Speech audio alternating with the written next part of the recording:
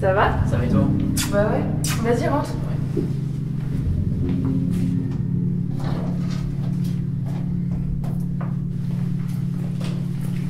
Tu veux boire un truc? Non merci, pas ce soir.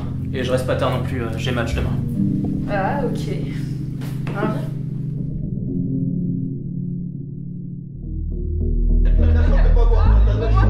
Moi j'ai match, je bois pas. Je vais t'emmener dans la chambre, Toujours plus bon, toi,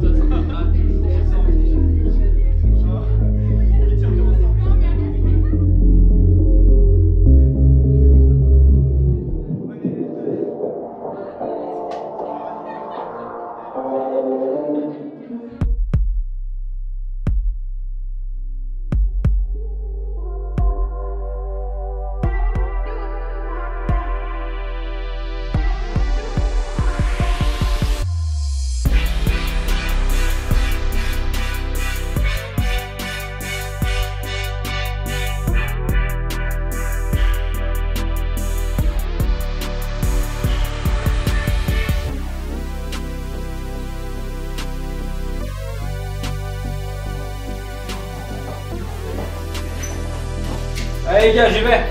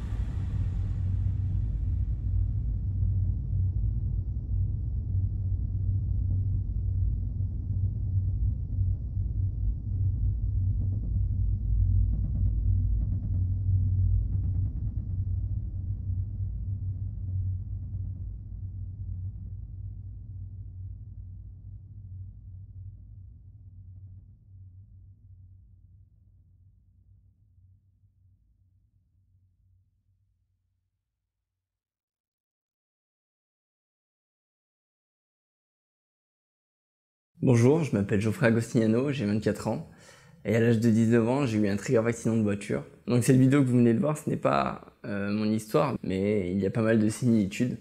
Mon accident aurait pu se dérouler autrement, pourtant, au moment de l'accident, je me suis retrouvé avec 1 gramme d'alcool au volant. Dès l'impact, je suis entré dans le coma.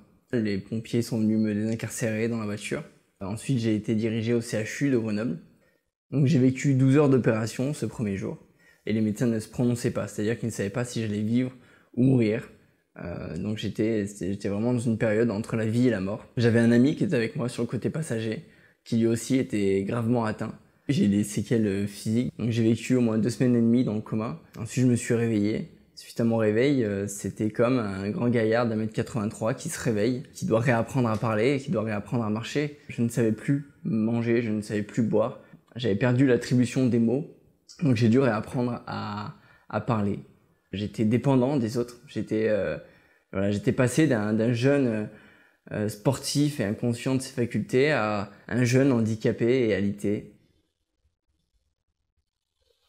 Il faut savoir aussi que mon cas est un cas exceptionnel. J'arrivais plus à parler, à communiquer avec les autres et j'avais plus d'aptitude physique. On me poussait sur un gros fauteuil roulant, j'étais poussé, j'étais trimballé à droite à gauche. Et j'aurais pu rester comme ça toute ma vie. Je puisse aujourd'hui marcher, parler, discuter, échanger avec les gens.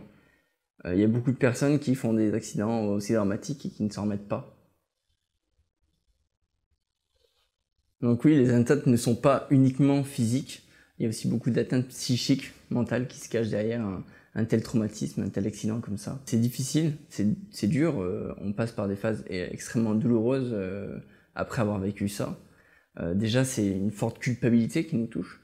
On est très en colère contre nous-mêmes et c'est ça qui est le plus difficile, c'est que Cette colère n'est pas contre quelqu'un d'autre que nous-mêmes. Ce qui est difficile aussi à accepter, c'est les souffrances physiques qu'on peut avoir quotidiennement. C'est-à-dire que même encore aujourd'hui, je vis avec des douleurs quotidiennes qui me rappellent sans cesse ce passé, cette histoire vécue, qui sont encore difficiles à accepter et à vivre avec. Je peux vous dire, quand on voit sa famille, ses frères et sœurs, ses parents plein de chagrin pour un accident qu'on a fait nous-mêmes, c'est horrible, c'est difficile de voir ça. Je ne veux pas vous faire la morale, mais ce n'est pas quelque chose de banal. Jeune ou pas, femme ou homme, on prend ici des risques pour notre vie ainsi que pour celle d'autrui, alors respectez-vous et respectez-les.